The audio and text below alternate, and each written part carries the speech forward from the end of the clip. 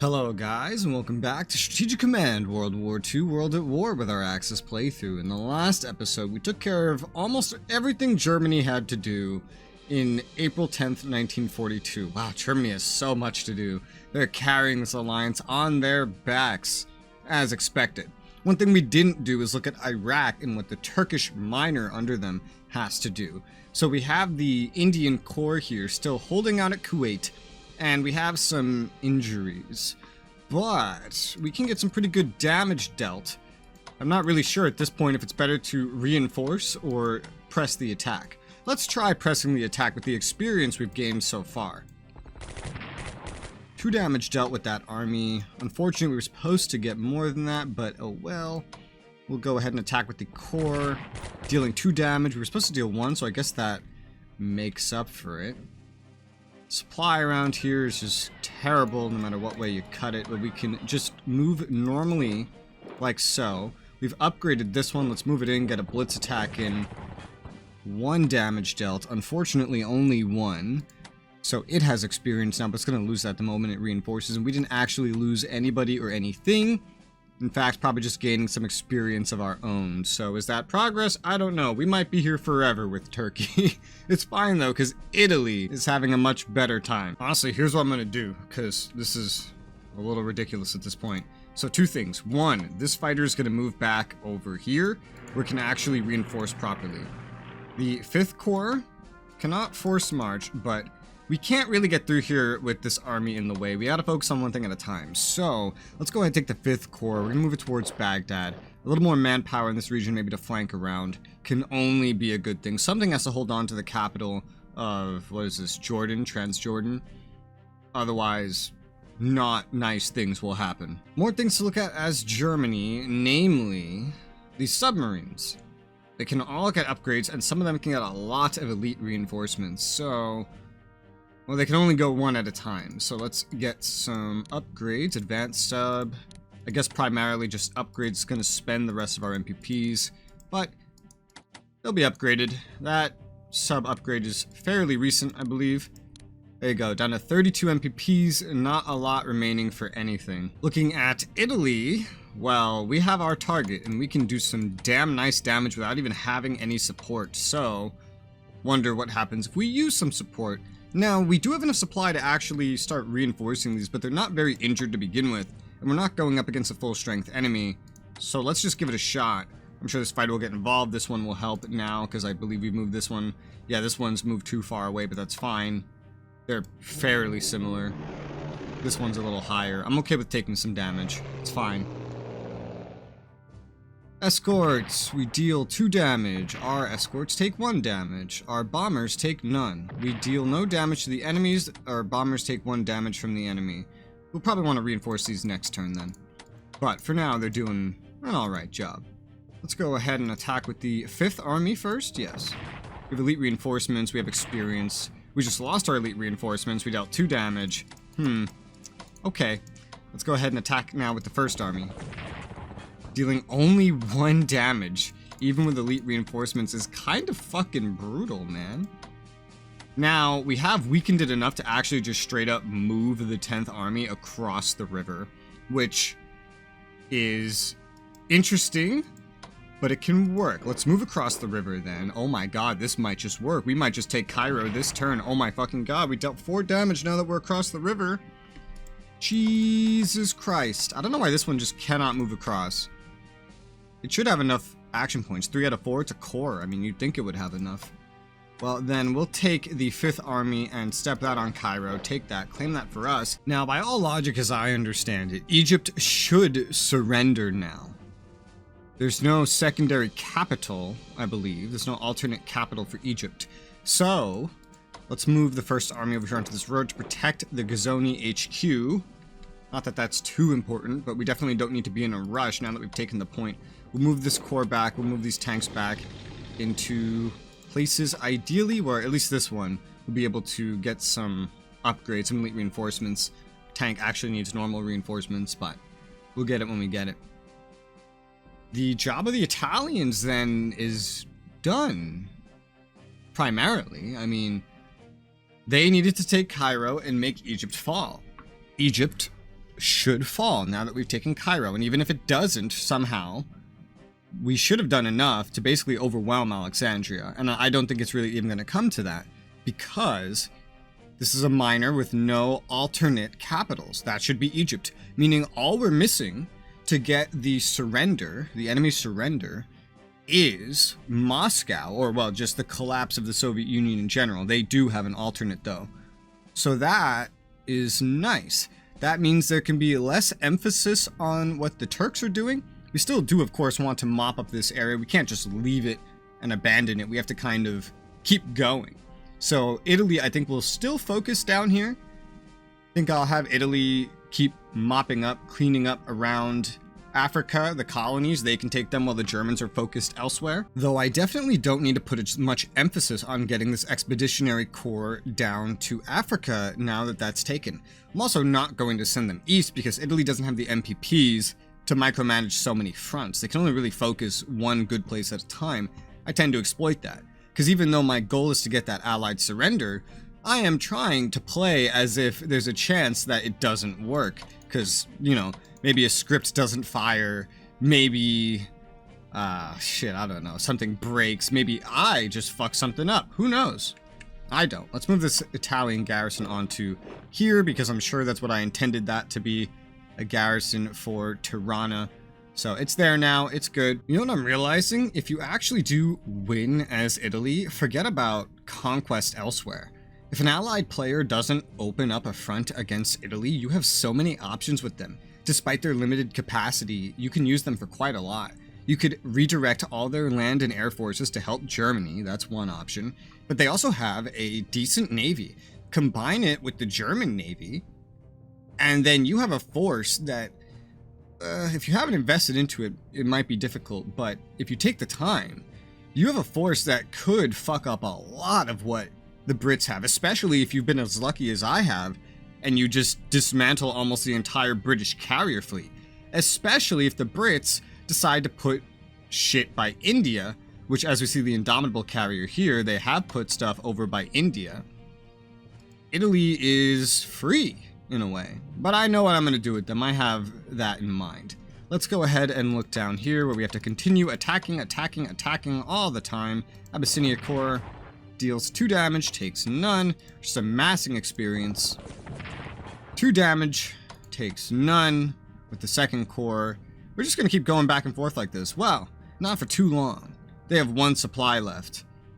I hope they had 2 last turn and it doesn't just stop at 1, but theoretically this means they should be just like, and this is how I'm going to remember this, the Wainwright HQ, they should be out of supply next turn and should pretty much just fall apart. Which means I'm about to be able to take these corps and this HQ, the Graziani HQ, combine it with these other 2 HQs I have down here and all the corps and armies I have here. I'm about to be able to combine these things, which is absolutely rather fucking crazy if you think about it. Meaning we're gonna enlarge this force. It's gonna have way too many HQs, more than it needs, while we have like no HQs up here. If this was a really long-term playthrough, it would be really interesting to think about the capabilities we're about to gain as Italy. I'm sure most players don't see the success with Italy fighting against other players, but against AI, we've actually freed them up, and now they seem rather capable. Oh, and I just realized, once we do clean this area up particularly, the Turks will become, because I didn't let Iran join, sure, I don't get their oil, but I'm basically freeing up the entire Turkish army and this air force to redirect north to help overwhelm the Soviets. By winning down here, I'm actually going to free up all of these Turks. A whole nother coalition Axis force that will add to the manpower that I already have enhanced down here. That's really fucking crazy. I'll take some of these 32 MPPs remaining as Germany. We're gonna upgrade this fighter unit. Oh, well, as much as we can get it anyway for right now. Advanced Fighters 2, good enough. None of these have been doing anything. I put these here as like insurance to protect this area, and it's been decent. It's definitely chased them off at this point. They haven't come back in a while. My own destroyers have certainly helped, you know, and now I have 1 remaining. But yeah, I'll just upgrade that. That'll be fine. Looking at how to spend Italy's 148 MPPs, we can definitely afford to do more research at this point. they're not going to have a lot of other things to do. Logistics are pretty important for Italy. A 10% discount on operational and transport movement for an empire that goes from Italy to Africa. Definitely very important, especially as movement around here just fucking sucks. So I'm going to definitely research that. That cuts out the opportunity for any further research, but doesn't mean we're out of things to do. Namely, I am very tempted to move down, say, this garrison to Greece somewhere. Because I'd actually really like to free up these cores and then move them west. Because assuming this does take a moment, and maybe it goes longer, you know, I don't really know how the enemies are going to behave. And so I would like to fit more cores in Italy and not garrisons. Put the garrisons in the less important places, the things that are less likely to be counterattacked. Because there might be a North African invasion by the Allies. I don't know if that's scripted. Might be. There may be an invasion of Italy. Don't know if that's scripted. But it doesn't take that long for that to happen compared to other notable things like D-Day. And in fact, I think it happens pretty much within the next year in-game, which is also a timeline I'm operating on for winning. So it does seem prudent to do that. However, we could also just as easily send these cores down there for that purpose. Well, that's fine. We also have to get rid of this Bulgarian core, get that going somewhere else. So let's look into that. Let's take the Syracuse garrison. Let's operate that. We're going to send it over here. So we're going to move this one up to Burgos. And so we will operate the Syracuse garrison over to Thessaloniki, however the fuck you say that. And we'll take the Amido Corps. I'm going to send that down to Syracuse. And then there's a bunch more of these. An alternate capital location is a pretty important location. There's not a lot of other places where we can send these garrisons that we're actually going to need them. I guess we could use one down in Cairo, so transporting one could have a point.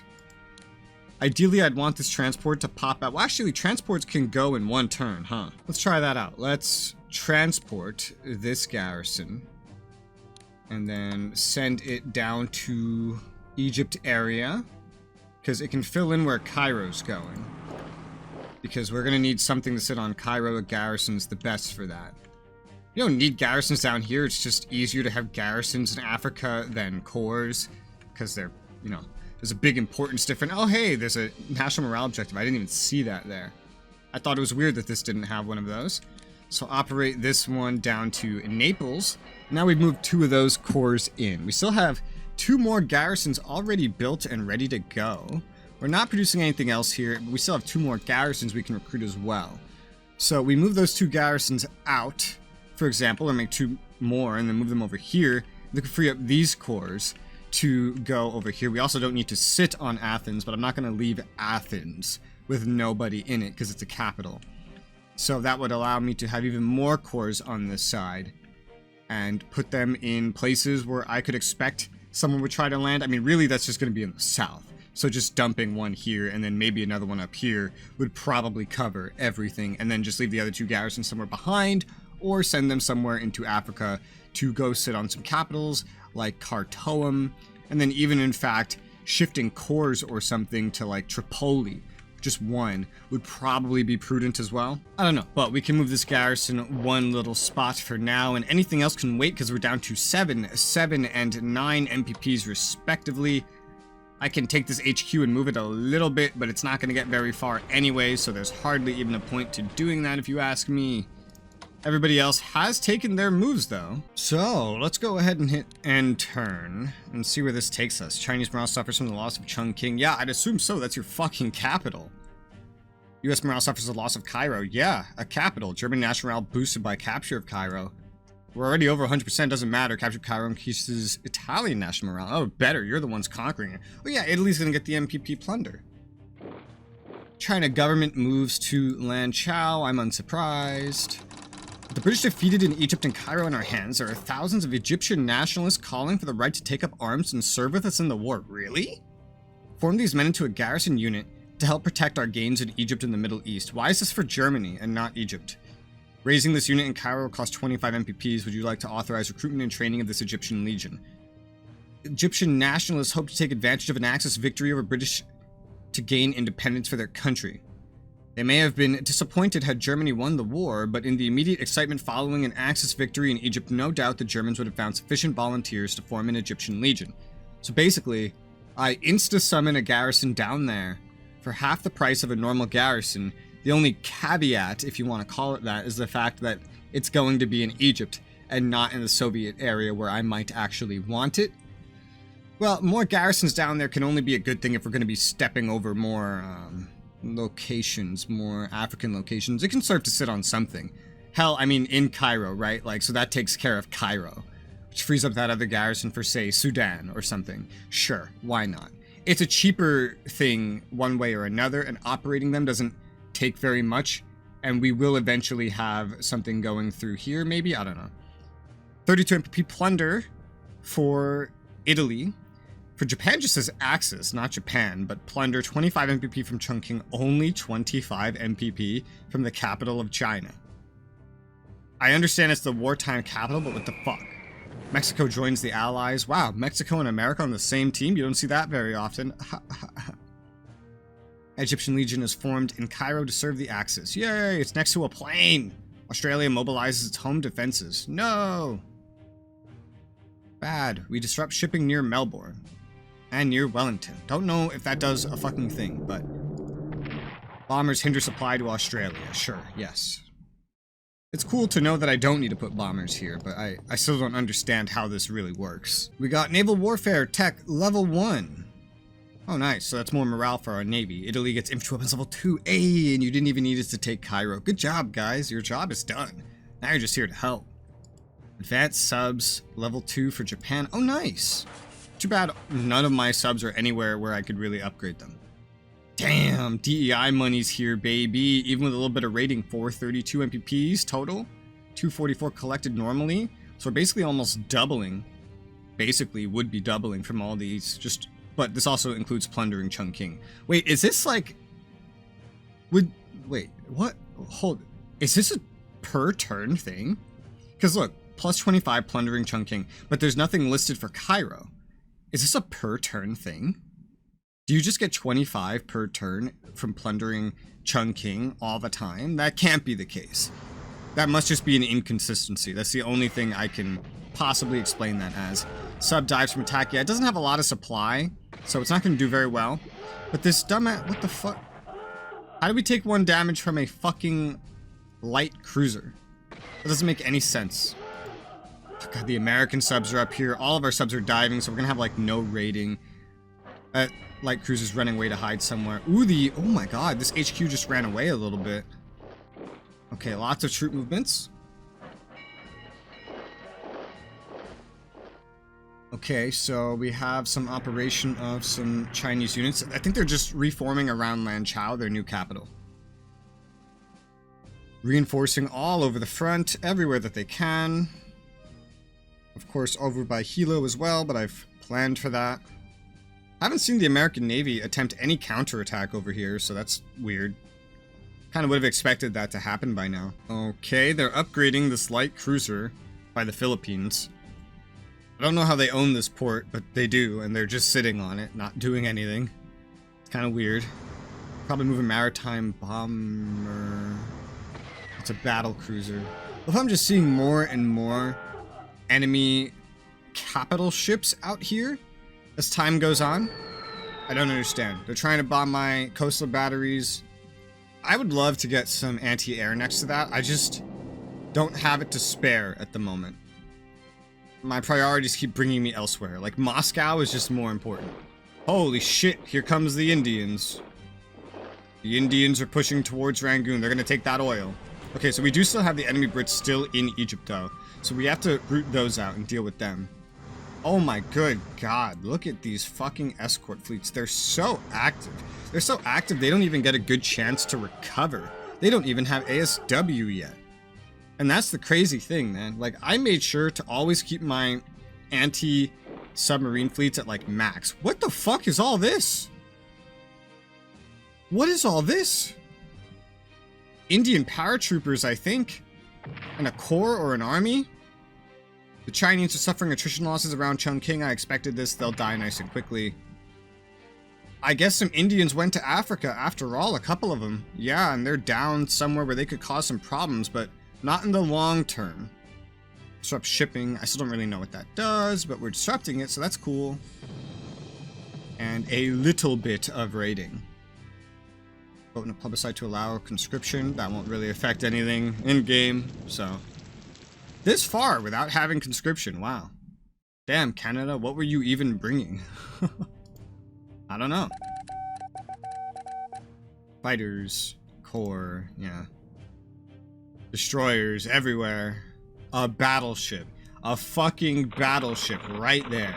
Dangerously close to our heavy cruisers, by the way. They don't know how close they are to striking gold and being able to wipe out some of our cruisers, but given the large armored formations that both sides can deploy in the Eastern Front, there have been calls for the formation of dedicated anti-tank units. These will be useful when encountering enemy armored formations, will be fragile when fighting enemy infantry. We could, at low cost, quickly form 3 dedicated anti-tank units at Warsaw for 200 MPPs, 50 a turn for 4 turns. That is very low cost. Deploy at half strength and will need upgrading. That is still very low cost. Researching and upgrading these units with anti-tank weapons will ensure they can inflict a maximum damage. It is cheaper to form these units by saying yes and to purchase them via the purchase screen. I will always take a sale. Thank you very much. Germany forms anti-tank units. Hell yeah. I don't have a lot of good research or upgrade for these yet, though. Okay, so let's first turn our attention to trying to finish what we have going on at Hilo. Let's start with the amphibious attack from these special forces. 1 damage dealt. Okay. Let's attack then with the special forces already here. Dealt 5 damage. It's not going to be too easy to do this without landing a second one, so I will. And we suffer some casualties, but we successfully wipe out the enemy at Hilo. And we can go step on and take Hilo for ourselves. These will be able to reinforce up to full strength, even get some upgrades, because they're going to have a lot of supply for a while. And then we can very soon get this one of these special forces out of here for the time being, because, well, that's just going to happen. I didn't necessarily want to land another one. That's a lot of money spent just to take Hilo, but hey, it has some MPP value, and now the Americans don't have any ports around here. They do have Midway they can use, and somehow they also have this out here. But I can deal with this with time. I can move my maritime bombers here down to be in range, you know, send them over towards, like, the Philippines somewhere. Maybe Corregidor once we have it. Or, I don't know, just somewhere in this general region where they'll have like 5 supply would be good enough. And then start bombing this, and I imagine we'd be able to take care of that. We don't have a lot of naval attack, I think. Surprisingly, but I don't think we do. Where even is that? Why can't I see it? Where's naval attack? I'm blind, clearly. Naval weaponry's at 2. Okay, so that's ASW then, not naval. So we should be able to do good damage, kind of chase that out. We could get into Midway, clear that, and then all their ports remaining that they could operate out of around here would actually be down in this southern area. The French Society Islands, American Samoa, Fiji Islands, going over to New Caledonia, and then down to New Zealand and Australia. Let's focus on the things that we can do, that we should do this turn. So first things first, take the 21st Army and attack the East Force Corps at Kota Baru, dealing 7 damage, taking none. Okay, we can then move this back a touch. Let's say... oh, that's a good question, actually. We'll have enough supply no matter what. Let's just move it down over to this roadway corridor. You can't go between these very easily, but you can go down in a rail very easily. Move the Indochina Expedition Army forward, attack, wiping out the enemy corps at Kota Baru, and getting some XP that I don't know if we already had, but... that's pretty much clear. We haven't taken it yet, but it's pretty much clear. And so all that remains, and we're going to just stomp down here and make quick work of it probably, is Singapore, which also has some bombers next to it. Bombers which don't have the best avenues of escape. Looking at the main bit of China next, we can see their national morale's gone down to 54%. They've lost almost 10% in one turn by losing Chongqing. I find that to be hilarious. Oh, I am toggling things I don't mean to. I want to look at this map. Oh god, we really need to get some garrisons up here. We do have garrisons in the region, some of which are not actually needed so quickly anymore. We need to purchase more garrisons. China's a fucking mess of partisans, dude.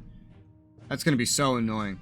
But I believe we can wipe Communist China out of the war this turn. I believe it's possible. We cannot get up like I planned, but we have enough capability here that if I can make it, because look at this, 6 damage with the prepared attack. If I can weaken them enough with air, and then hit them with that, and then swap somebody else in, theoretically I could maybe get in on this side, but I could also definitely kill this, take Yan'an. Communist China's out of the war completely.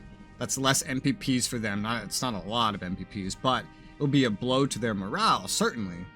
Also, the Brits are down to 73%. Let me look at those morale reports real quick. National morale, UK.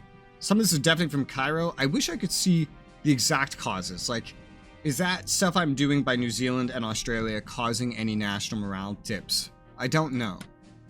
Woo, China really just fell off a fucking cliff here. Let me start with this medium bomber. Let's go ahead and bomb over here. The 8th Route Army of Communist China. Dealing 1 damage. We weren't even supposed to deal any damage, so that's definitely a nice thing. We can deal 7 now. Let's use our better tactical bombers. Dealing 3 fucking damage, taking 1 unfortunately. However, we might be able to one-shot them now. Let's see. Unfortunately, no, only dealing 7 damage. That is not quite enough, but we have opened this up as I wanted to. So, let's just move up as I plan to. 17th Army, finish them off with a blitz attack, taking no further damage, stepping forward with the 6th Army to take Yan'an. Yan'an is now mine. We're going to need even more fucking garrisons. I don't have this many garrisons, and most of my corps are tending to the Pacific. I have garrisons up here. I have one that could be considered, or 2 that could be considered in excess. The one at Yankee, the one at Manchuli, and with how bad these Soviets are doing, I don't think we really need to worry about being attacked up here. So there's a good chance that I'm just going to free those up, specifically because, well, we can get away with it. I'm not going to use this bomber. I'm just going to give it elite reinforcements. It's the least experienced one. We might as well get it some kind of upgrade to bolster its efficiency. I've been putting off getting elite reinforcements for a lot of these things for a while anyway, just because I've always needed them to some extent. We see supply here is not too favorable for us where we stand. However, we should be able to basically one-shot this. We can also just come at it from the other side. What we have here is very much a mop-up situation, and I'm going to figure out how to move all the rest of my armies, because this road is not really very serviceable for an invasion to Lan Chao. Nothing over here is infrastructurally serviceable. There's only roads, there's no rails, and there's a fuck ton of mountains, and the Chinese might fight us all the way to Urumqi. And it's just going to get more and more narrow, and we'll only need really so many armies and HQs to service this. So this group is probably going to split in half.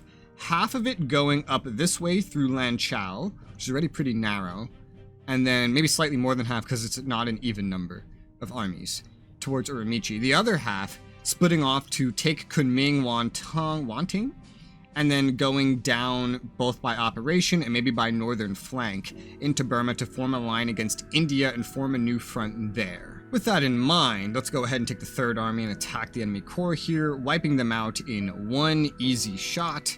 Cannot move them in any direction, but supply is going to be a factor here. We can take the Central Expedition Army and wipe out the enemy corps here. There you go, both nice, easy one-shots, and once again, we can move around, but I'm gonna have to really think this through, and we're pretty much at the end of this episode anyway, so another major victory complete. We are only really 1 focused victory away from achieving the war goal that I wanted to achieve, getting the victory screen that I wanted, and so yeah, we're getting closer and closer. I said we'd do it this year, and I still believe we can do it this year. Hopefully, anyway. But for now, that's going to be it for today. So thank you guys very much for watching, and I'll see you on the next one.